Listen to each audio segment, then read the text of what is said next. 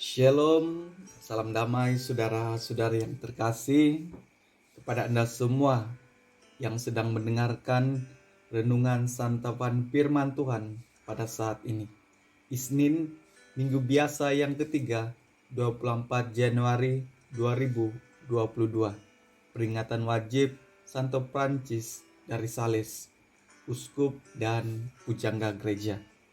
Dalam nama Bapa dan Putra dan Roh Kudus. Amin. Bacaan dari Injil Markus bab 3 ayat 22 sampai 30.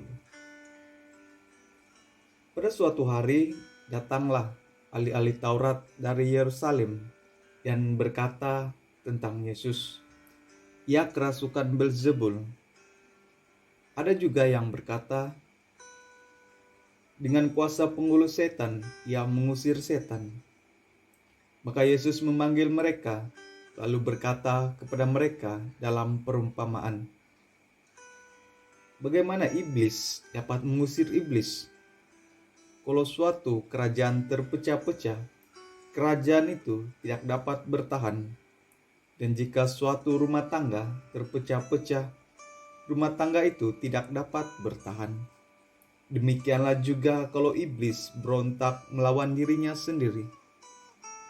Kalau ia terbagi-bagi, ia tidak dapat bertahan. Malahan sudah tamatlah riwayatnya.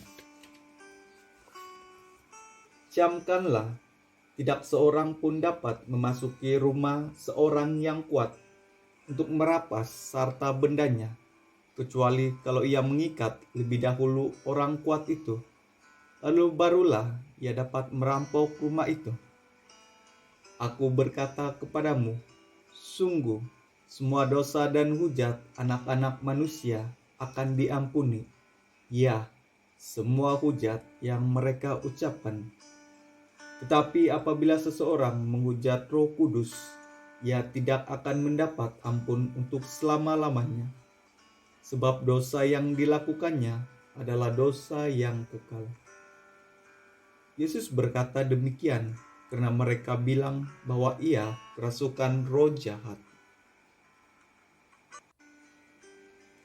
Demikianlah Injil Tuhan.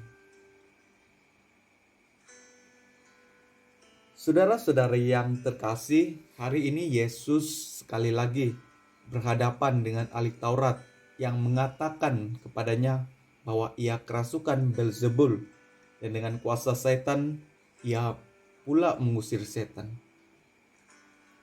Yesus menanggapi mereka dengan perumpamaan. Perumpamaan itu sekaligus menepis dakwaan mereka bahwa Yesus menggunakan kuasa dari kegelapan. Akhirnya Yesus mengajar tentang bagaimana sesuatu kerajaan dan rumah tangga itu dapat atau tidak dapat bertahan karena satu hal, yaitu terpecah-pecah atau tidak mempunyai kesatuan.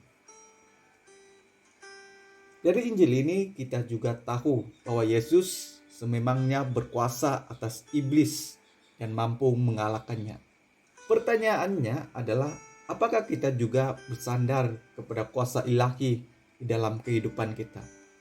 Atau sudah mulai berpaling untuk mempercayai kuasa di luar Yesus?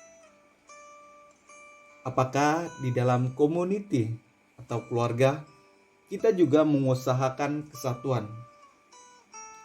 Tentu perpecahan akan terjadi jika kita saling berlawanan satu sama lain, dan seperti ahli Taurat tersebut yang suka menghakimi.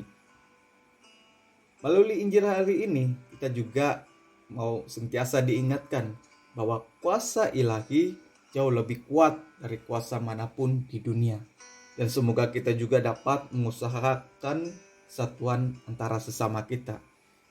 Oleh itu, marilah kita mengikuti Roh Kudus yang akan membimbing kita dan bukannya menolaknya atau dengan kata lain menghujatnya. Semoga Tuhan memberkati kita semua.